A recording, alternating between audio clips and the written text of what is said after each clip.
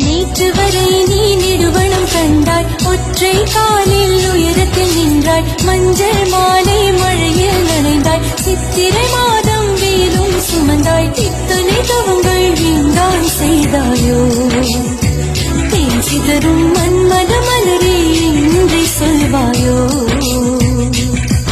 இளந்தளிரே இளந்தளிரே வெள்ளி மலர்ந்து இயற்றிய தவம் எதற்கு? பெண்மங்கை உந்தன் கூந்தல்